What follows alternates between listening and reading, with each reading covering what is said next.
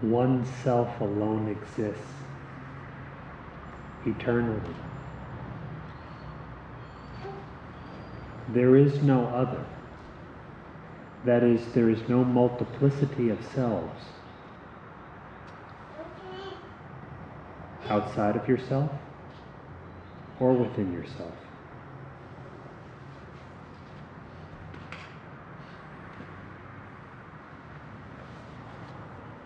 The conception of multiplicity is only delusion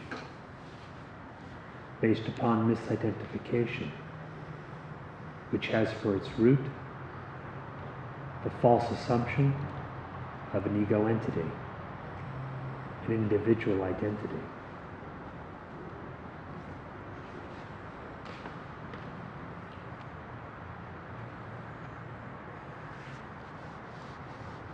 One self exists of the nature of pure being, consciousness, bliss.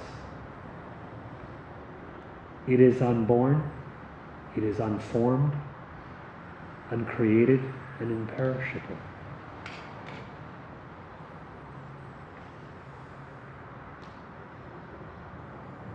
The idea of more than one self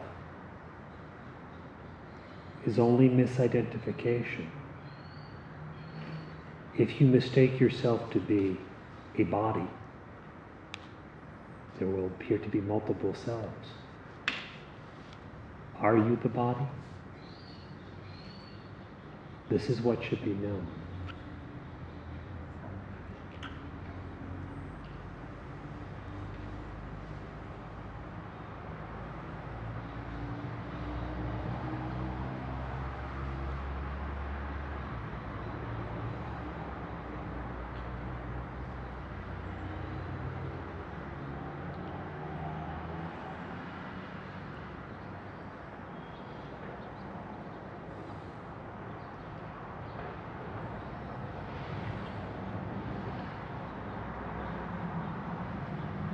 In your spiritual practice, if your aim is to realize the self, which is the absolute or Brahman, you must ask yourself, are there two of you? One seeking to realize, and one that which is to be realized.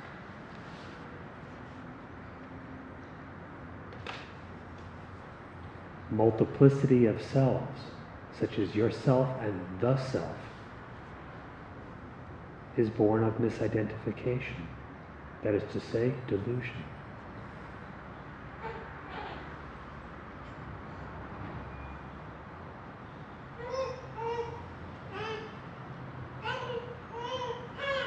In the highest sense, who is to realize what when all that there exists is this one self?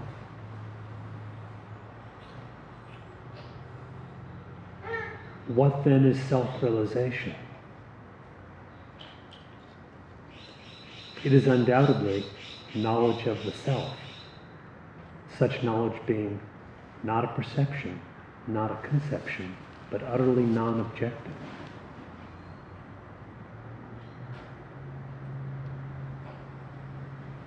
With non-objective knowledge, the knowing and one's own being are identical.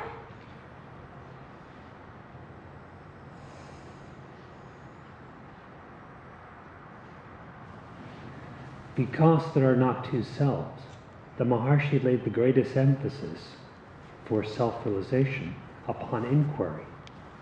Who am I? It is an inquiry into the true nature of the inquirer, and not the attempt to ascertain something objective to oneself. For whatever is objective to you is dependent upon you, and is merely false appearance and ultimately completely unreal.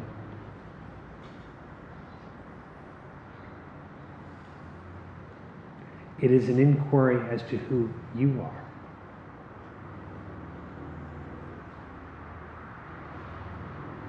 If you wish to realize the self, First know your own self.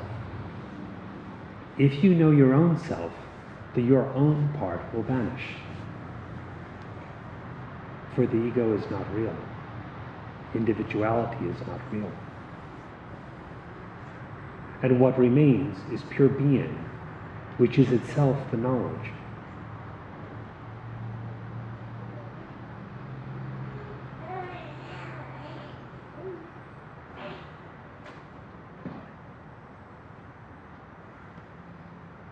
If we treat in our minds self-realization, or the self, as if it were apart from our own self, our own being, then we will seek it as if it is some kind of mental mode, as if we are in one mode, and we will later be in another mode, a state of ignorance and a state of knowledge. But the knowledge which is eternal, the knowledge of the self which is infinite and eternal, is not a mode of mind. It does not occur within a mode of mind. It does not even occur within the waking, dreaming, and deep sleep states. It does not occur. For it is not an event. Not being in time, it is indestructible.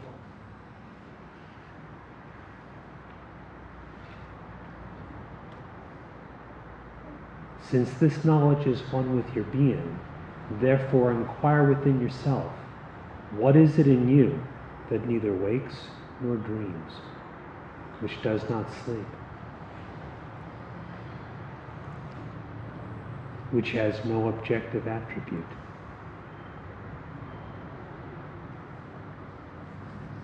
What is it within you that is neither perceived nor conceived?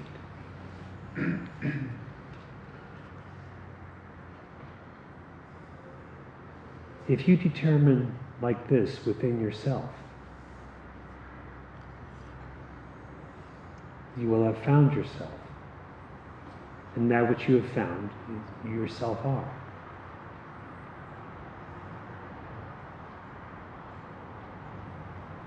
No new self will have been produced, nor will you have been transformed from one thing into another, though all the bondage and suffering, which are a result only of delusion, will have vanished.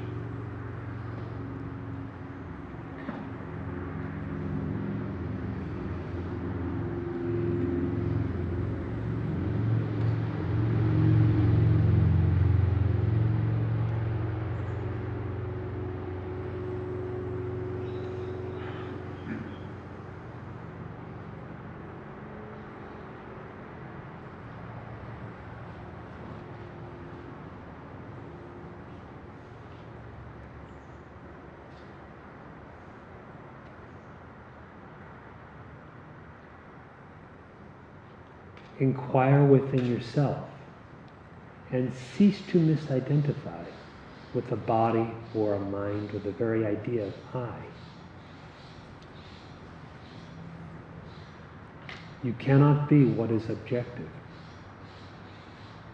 So who are you?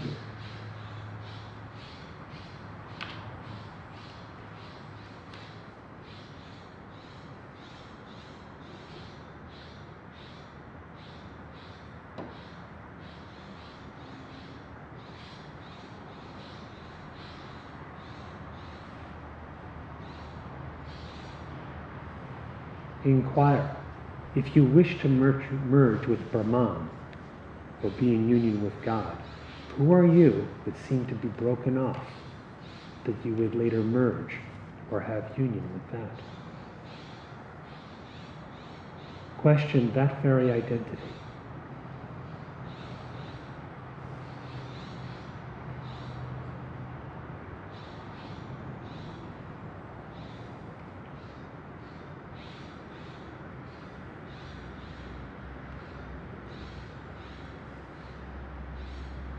If you inquire non-objectively in this manner,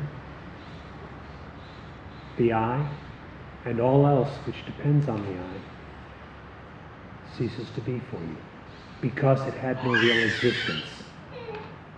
It is the unreal alone that appears to cease. The real ever is, just as it is.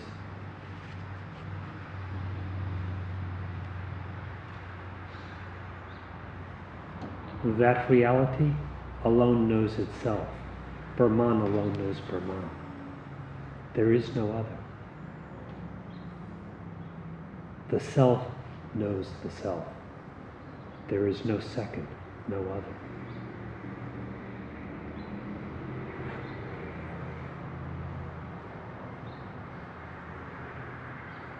It is for this reason that in the Karika, Gaudapada says, there is no creation and no destruction, and no one bound, no one desiring to be free, no one practicing, and no one liberated.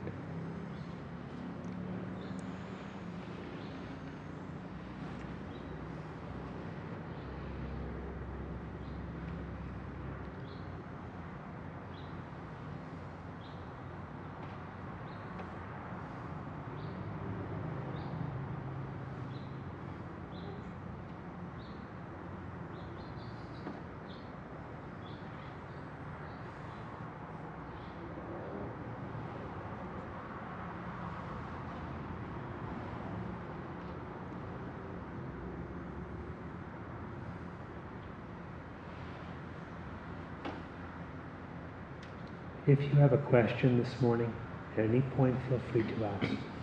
If you wish to relate your own experience, at any point feel free to speak.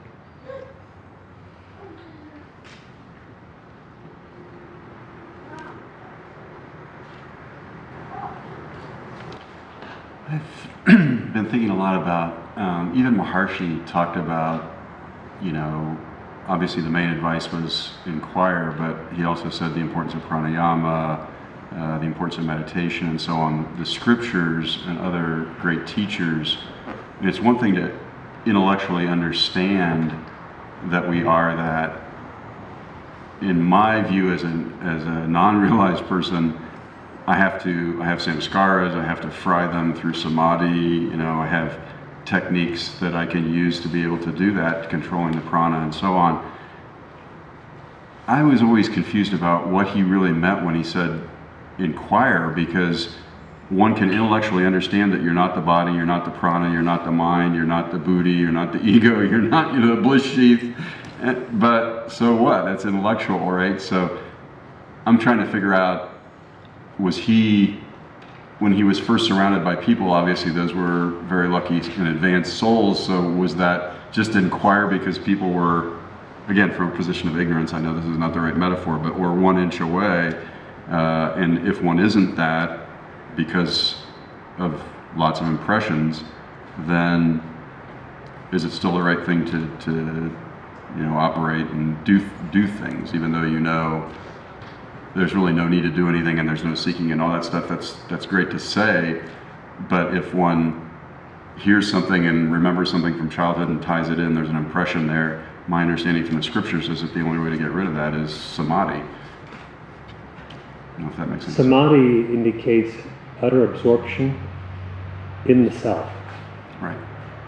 That means that the separate individuality has vanished, or is dissolved. The inquiry should not be mistaken to be some kind of activity of vijnanamaya kosha, sheath of the intellect. There's nothing intellectual about it at all. Why did the Maharshi recommend the inquiry? He said it was the only method that did not include the duality one is trying to transcend. Not that other methods are ridiculed.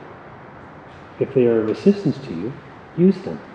But in the end, you must come around to knowing yourself for that samadhi to be sahaja, innate, effortless, natural. There's no point in saying there's nothing to seek. And rarely will you hear such teaching like that around here. Seeking, don't do anything, etc. That is generally a misconception and not what the truth is. The Maharshi advised to inquire and to know oneself. You do not require intellectual analysis to know that you exist. We should start and end right with that existence. It is purely experiential and not theoretical. When you so inquire, even your comprehension of what the scriptures advise becomes very much clarified. Because you come to understand them from the same position as the rishis who uttered them. What does inquire mean? I mean, that's what I'm trying to figure out. What do I do? I mean, is it just to be, to when you have that experience of purity and well, how are you going to just be? Well, sometimes I think we all have, right, in between thoughts or whatever for various lengths of time, we have the experience of being. Is it just kind of groove on that? I mean, is that what inquiry is? I could never figure out, I read all the books 10 times, I could never figure out what do you really do? Because people would ask him, should I just keep saying it over to myself? It's obviously not that. As you said, it's nothing intellectual. What is it? A moment ago I mentioned that you exist. You know that you exist. And the way you know you exist is what? It's inseparable from the existence itself. You know that you are. That knowing should be turned in on itself rather than coursing through imagined objects.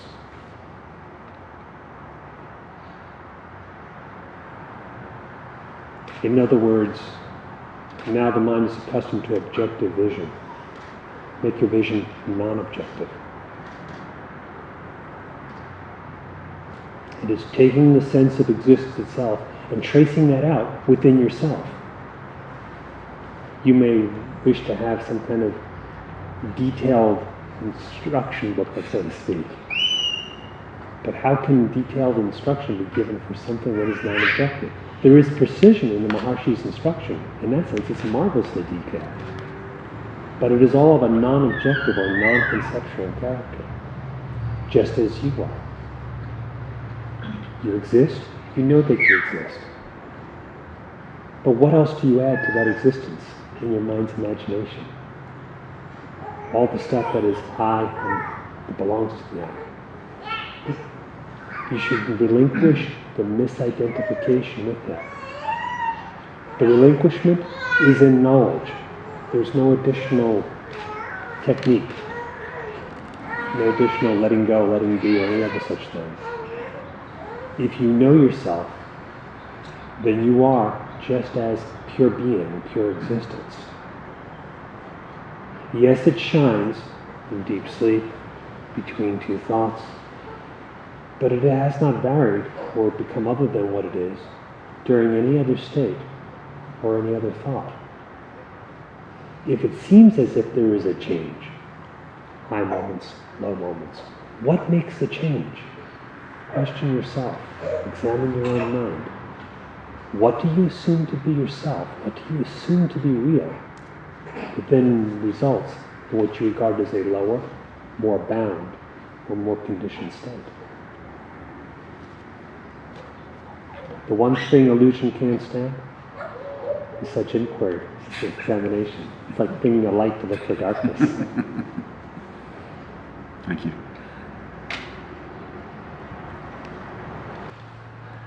So similarly, I was thinking about what you were talking about in your discourse about two selves. And I was thinking, okay, well, when I meditate and I take, okay, here I am as an ego entity, trying to get to another self that's deeper, higher. However, that reality that I'm kind of, there's no separation. The self is always there. I mean, this is kind of a fundamental teaching. So it's not that I'm really getting, from getting out of this self into a better self, the super self. But it seems similar to what Jay was saying, talking about, that, this whole thing about happiness, myself, or reality, it's much closer. And also too, I was meditating on reading on Friday, this You know, the fact is that all this is composed of the self. Even if, you know, it kind of appears otherwise, it's not different. You know, even though it has to be discovered as that. What did Shankara say? He said it appears different only due to Maya. Right. But he also indicated Maya had no existence and no power. Yeah.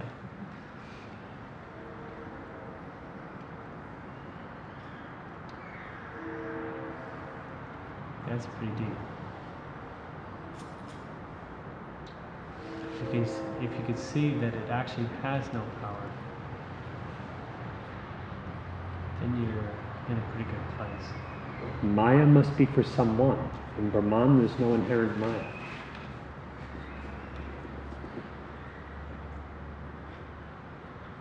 How close are you to the self?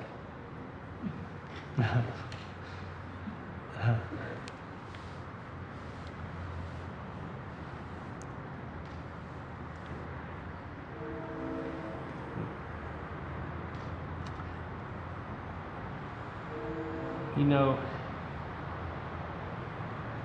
that closeness, first of all, if I hear a discourse from you and meditate on it, it seems like my experience goes deeper. However, I have an illusion, or, you know, sometimes when I'm practicing, where I believe that it's otherwise. Where it seems like, okay, that this, you know, sort of like exactly what your discourse started out, you know, the two selves. Even though I actually didn't see it quite that clearly, but it actually was cool to actually notice, okay, I'm actually sort of seeking something outside of myself and not actually examining kind of that whole bubble. Is there anything outside of yourself?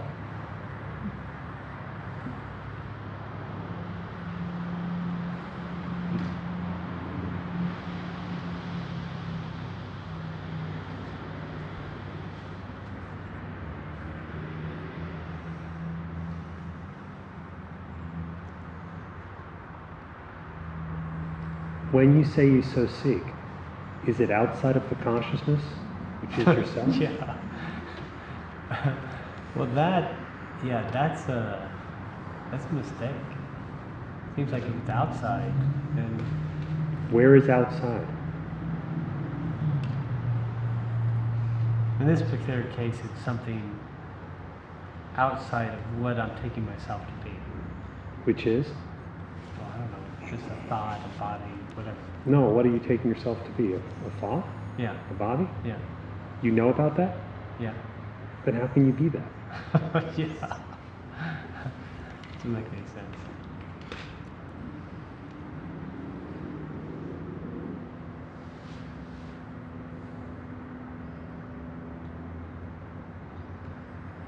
Do you really believe yourself to be a thought?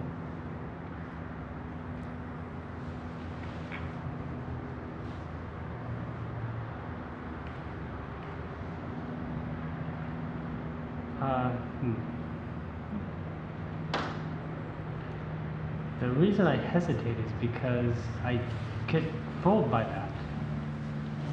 I don't know. I mean, because In what way do you get fooled?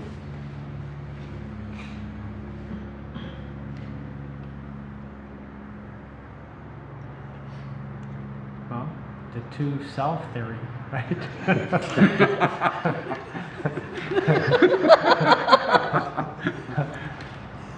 Right. I think there's The another. one self. who now knows about this two self theory, Uh-huh. is he a plurality? No. Doesn't your sense of existence always feel singular? Yes. Can that be a thought? No. Does your knowing or knowledge of that existence require a thought?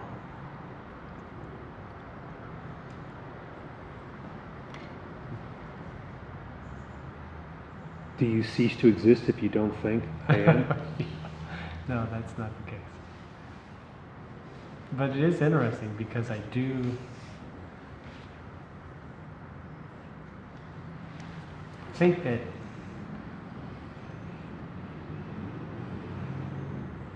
there is some acknowledgement, I don't know, What do you mean? acknowledgement from thought. You know, thought is going to stamp approval of this self. Are we going to, you know, it's going to be a reflection of the self. All right, a reflection. Does the original depend on the reflection? Does your face come into existence only when you see it in a mirror?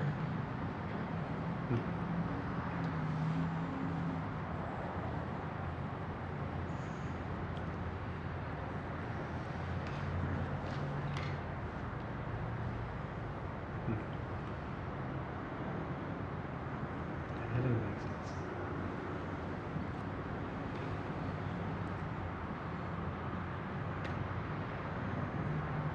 The one who knows thoughts is neither proved nor disproved by any thought.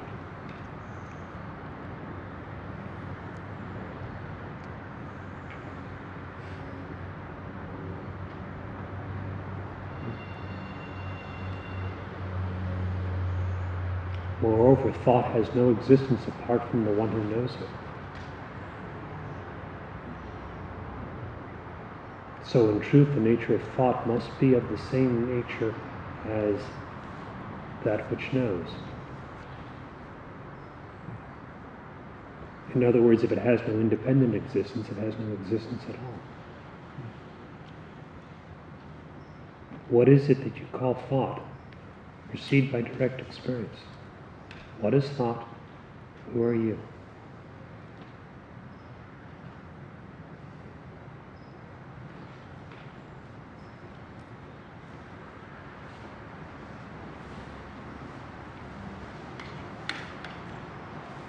I think when you say proceed by direct experience, that eliminates all the thinking aspects.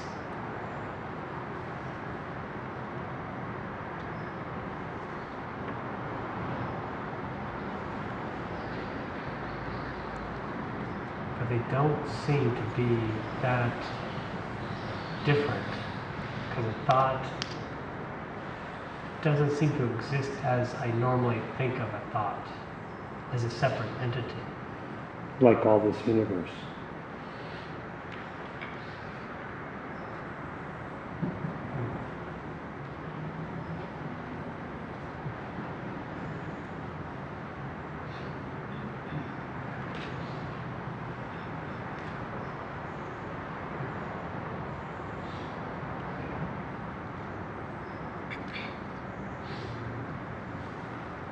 So every thought, when you say the entire universe.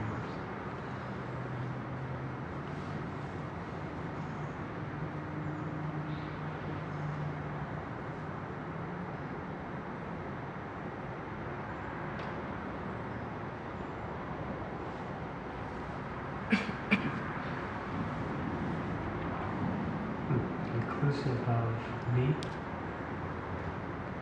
What is meant by me?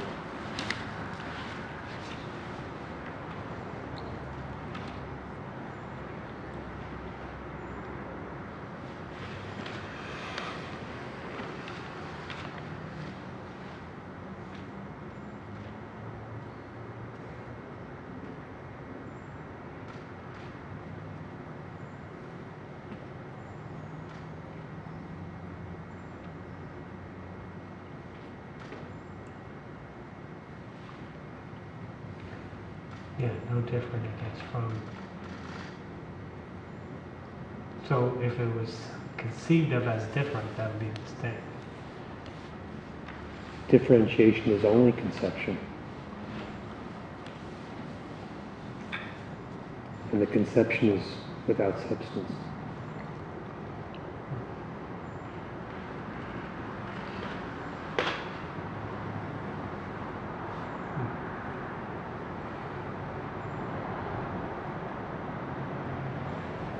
Without substance. That's because in reality, there is no substance behind it. Because the real ever is, and the unreal has never come to be.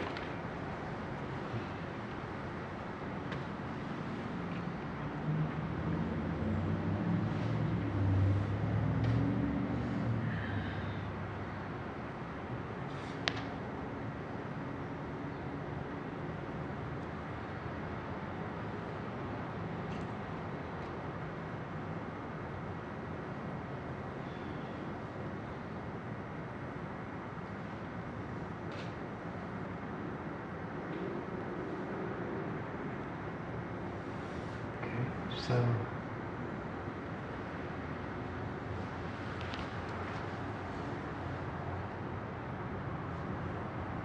now the two self thing.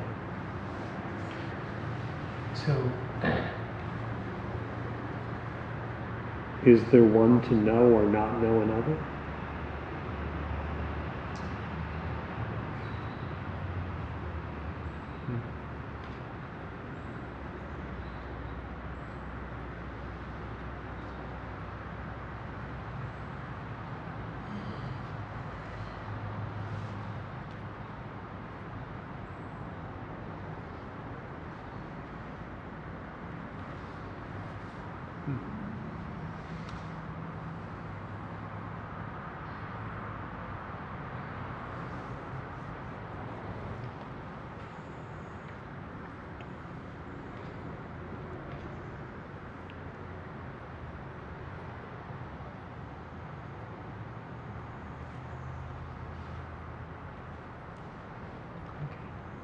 that's